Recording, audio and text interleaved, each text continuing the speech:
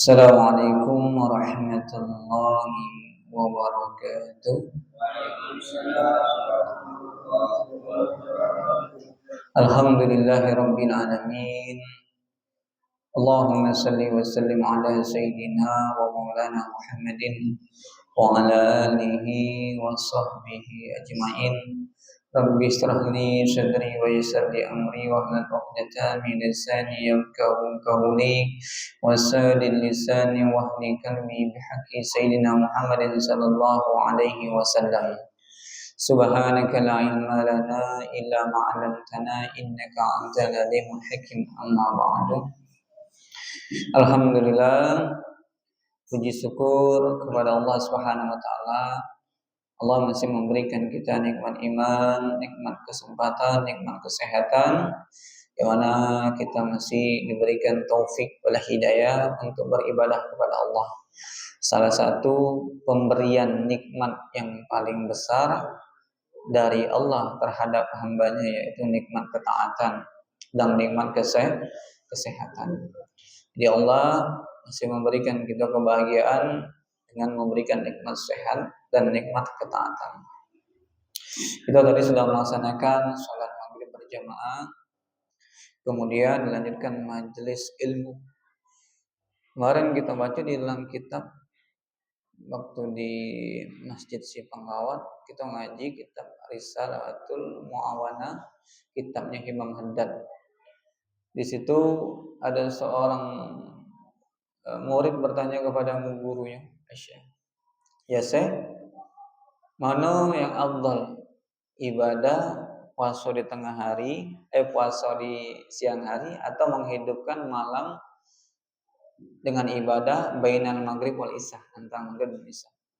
Faqala, maka saya itu berkata, ijtama'a, gabungkan keduanya, itu lebih itu bagus. Siang hari puasa, malamnya ngaji, menghidupkan di antara maghrib dan isya dengan ta'lim atau dengan ibadah, secara ibadahnya banyak. Yang afdalnya tetap ngaji. Kemudian muridnya mengatakan, la yastati, aku tidak mampu wahai Syekh, kalau aku disuruh menghidupkan malam di antara maghrib dan isya, siangnya puasa. Seandainya aku puasa di siang hari, tentu ketika maghribnya istighalul iftar, tentu aku sibuk dengan berbuka. Bagaimana aku menghidupkan baina maghrib wal isya? Tidak bisa aku kalau kayak gitu, saya kata dia. Ya sudah, kalau kayak gitu engkau hidupkan malam di antara maghrib dan isya. Jadi fadilahnya besarnya. Baina maghrib wa isya itu adalah suatu fadilah yang besar untuk dihidupkan dengan ibadah atau dengan kajian, mobil khusus kajian. Nah, dan lebih utama lagi, sekarang kita masuk di malam sudah dua nih ya, satu ya. Malam kedua Zulhijjah, yang mana kita dianjurkan untuk banyak berbuat amal saleh. Sebagaimana ada hadis yang diriwayatkan oleh Ibnu Abbas, Nabi sallallahu alaihi wasallam, Nabi bersabda, ini hadis sahih riwayat Imam Bukhari. Qala, Nabi berkata, mal amalu fil ayyamil asri afdalu minal amali fil hazihi. Tidak ada amalan yang lebih afdal dilakukan kecuali dilakukan beramal di 10 hari bulan Dzulhijjah. Jadi dari tanggal 1 sampai tanggal 9 nanti. Kalau tanggal 10-nya kita nyembelih. Tidak ada amal yang lebih baik yang dilakukan di 10 hari di tanggal 1 sampai tanggal 9 Dzulhijjah. Itu 10-nya kita dimintakan nyembelih. Qalu, kemudian sahabat berkata, wala jihad ya Rasulullah. Walaupun jihad, yuk masih kalah dengan amalan orang yang menghidupi ibadah di 1 sampai 10 tersebut.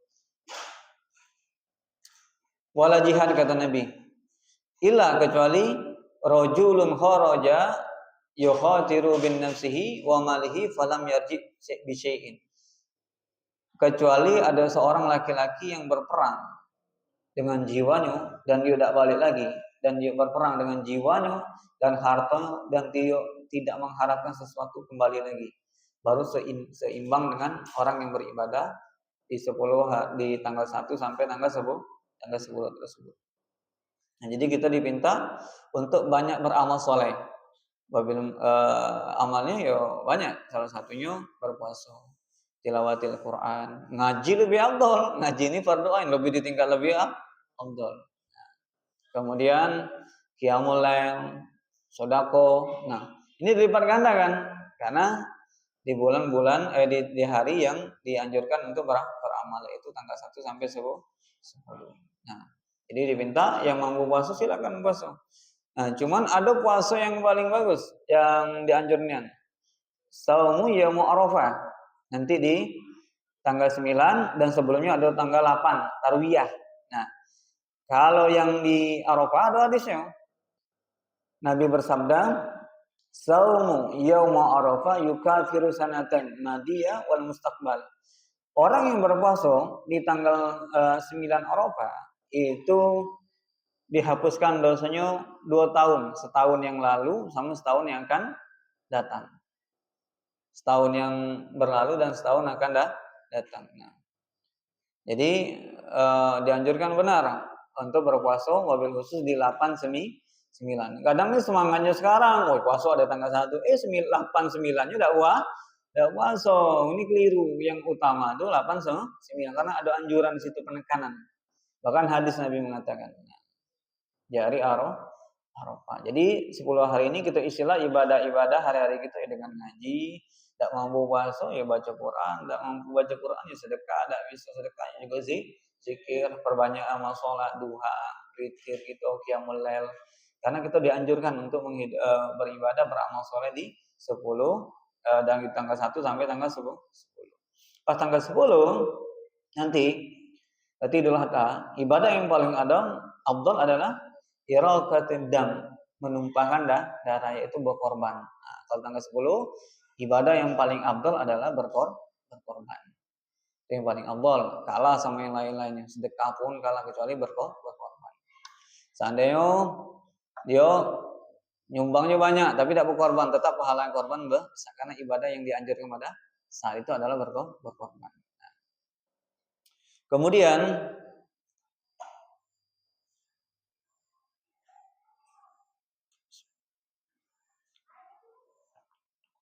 dianjurkan juga bagi orang yang mau berkorban tidak memotong kuku, rambut, mencukur sesuatu daripada daripada anggota tubuh dia dari tanggal 1 sampai hewan korbannya disembelih. Tapi kalau saya tidak motong kuku, motong rambut, tetap sah, cuman makruh. Karena itu untuk menjadi saksi nanti ketika darah hewan korban ditumpahkan sampai hari kiamat. Seandainya dia motong juga tidak pengaruh, cuman hukumnya makruh. Nah, kemudian nanti ada lagi amalia. Kita disunahkan juga tadi untuk berpuasa, yang penting dari tanggal 1 sampai tanggal 10 itu kita dipinta menghidupkan hari-hari dengan ibadah. Ya puasa bagus, baca Quran, sedekah, sholat sunnah ditambah qiyamul lail, tahajud. Nah, yang lebih ditekankan lagi di tanggal 8 dan 9. Nah, ini sebabnya banyak yang keliru. Tanggal 1-nya semangat, pas 9-nya kendor. Padahal yang 2 ini yang ditekankan. Wabil khusus di Arafah karena ada hadis anjuran. Puasa di bulan Arafah, di hari Arafah menghapuskan dosa sanatain 2 tahun. Nah, jadi dan kita disunahkan juga hari ini tahlil, sunnah zikir, subhanallah walhamdulillah wala ilaha illallah wallahu akbar. Nah, dari tanggal 1 sampai tanggal 9 disunahkan untuk banyak bertahlil, bertahmid, bertakbir. Nah, kaget pas sudah masuk Arafah, sebenarnya kalau di dalam kitab Muqaddimah itu disunahkan takbir itu di subuh 9 Arafah. Cuman kalau kita ngelakuin ini aneh, dalam kitab disunahkan di hari Arafah yang tanggal 9-nya. Sudah takbir subuhnya. Allahu Akbar, Allahu Akbar. Kalau kita kebanyakan melakukan pada maghribnya. Karena maghribnya. Cuma sunnahnya di subuh di Arafah di dalam kitab Muqaddimah Hadramiyah. Mungkin bukan di Muqaddimah ya, di dalam kitab-kitab fikih yang mutabar itu dijelaskan sunnahnya memang di 9 Arafah dari hari subuh. Bahkan ada suatu mazhab dari awal sudah disunahkan takbir. Takbir kan zikir. Jadi disunahkan takbir, kemudian ketika di malam Id besoknya kita sholat Idul Adha, penyembelihan malamnya kita dipinta untuk menghidupkan malam dengan ibadah minimal sholat. Ba'da Isya sholat 8 rakaat, 10 rakaat, sholat qiyamul lail, sholat tahajud boleh, itu lebih afdal. Kita dipinta untuk menghidupkan malam-malam Idul Adha. Nah. Kemudian masuklah tanggal 10, barulah kita menyembelih hewan korban. Bismillahirrahmanirrahim. Sampai kapan? Sampai tanggal 13 sebelum matahari terbenam masih diperbolehkan menyembelih. Puasa tidak boleh lagi, haram. Orang yang berpuasa tanggal 10, 11 sampai hari tasyrik tidak boleh puasa. 14 baru dia puasa. Kalau dia mau nyembelih, dia dapat duitnya baru di tanggal 12. Oh iya, dapat duit nih kata dia, beli kambing nak. Masih boleh nggak dia menyembelih? Masih boleh, karena masih di hari tasyrik 11, 12 masih diperbolehkan. Beli kambing langsung dia sembelih boleh. Masih jadi korban. Kalau lewat 13 terbenamnya matahari di 13 udah masuk 14 berarti tidak boleh lagi nyembelih. Kalau nyembelih jadinya sedekah, tidak jadi korban. Beda korban sama sedekah beda. Memang sedekah juga korban, cuma pahalanya berbeda.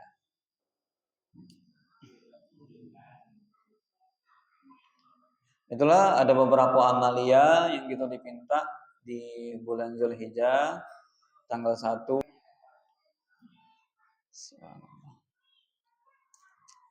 Jadi sambil jalan subhanallah walhamdulillah wala ilaha illallah wallahu akbar. Nah, ada lagi namanya takbir. Takbir itu dalam fikih kita jelaskan dulu, kita kajian di rumah itu kalau pagi itu. Takbir itu ada takbir muqayyad, ada takbir mursal. Kalau muqayyad yang diikat dengan waktu. Nah, kalau takbirnya Idul Adha itu takbirannya takbir muqayyad yang diikat ba'da sholat. Setelah sholat, Assalamualaikum warahmatullahi wabarakatuh. Allahu Akbar, Allahu Akbar. Sampai kapan? Sampai 13 hari tasyrik. Berarti asarnya, pada asar, maghribnya tidak disunahkan lagi takbir. Kalau Idul Fitri itu takbirnya mursal, tidak diikat. Nah, jadi sebenarnya kita yang benar itu zikir dulu. Astagfirullahaladzim. Baru takbir, doa baru takbir. Karena takbirnya mursal. Tidak diikat oleh waktu. Kalau makanya takbirnya di jalan-jalan, di pasar kalau Idul Fitri itu kan. Idul Fitri. Kalau Idul Adha takbirnya muqayyad yang diikat sama ba'da sholat. Bahkan di Muqaddimah walaupun ba'da sholat sunnah. Walaupun setelah sholat sunnah disunahkan takbir Allahu Akbar untuk mengumandangkan takbir. Kalau dibikin dibahas takbir itu ada dua, takbir muqayyad dan takbir mursal. Kalau Idul Adha nanti kita takbirnya muqayyad. Habis sholat takbir. Jadi ikat dengan sholat takbir. Setelah sedikit tentang masalah amaliyah ibadah di bulan Zulhijjah ini yang 1 sampai 10. Kalau bisa berpuasa, yang ditekankan lagi adalah sunnahnya puasa di 8 dan 9, Tarwiyah dan Arafah. Nah, kalau dari sekarang di puasa bagus. Intinya kita dipinta untuk beramal di tanggal 1 sampai tanggal 10 ini. Mau sedekah bagus, itu lebih pahalanya beda. Mau baca Quran di luar ini beda. Hari biasa sama hari Zulhijjah ini beda.